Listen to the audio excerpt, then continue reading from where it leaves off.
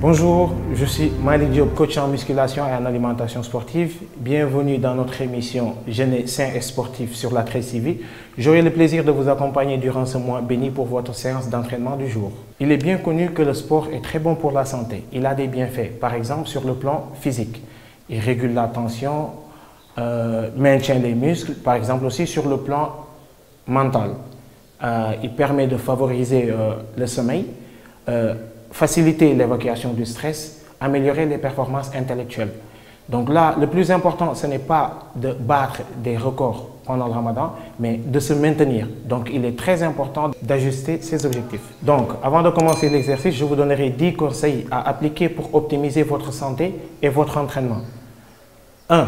Il faut boire beaucoup d'eau, parce qu'il faut bien s'hydrater après la rupture et avant la reprise. 2.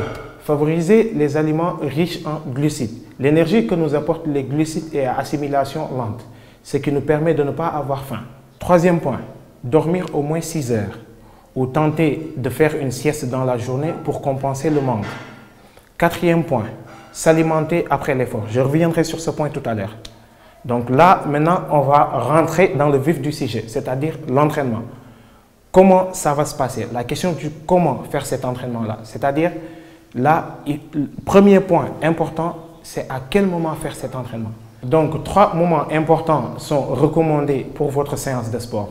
Premier moment, c'est à l'aube, le matin, juste après le petit déjeuner, comme on le dit dans la religion musulmane, après imsak. Donc là, c'est sûr que vous vous êtes déjà hydraté, vous vous êtes déjà bien alimenté et vous avez l'énergie qu'il faut pour faire votre séance. Deuxième moment, c'est juste avant la rupture, parce que là, il y a un sentiment de confiance qui se pose, parce que vous vous dites que la rupture, c'est dans 1 heure ou dans 2 heures. Donc, c'est de faire la séance peut-être 2 heures ou 1h30 avant la rupture.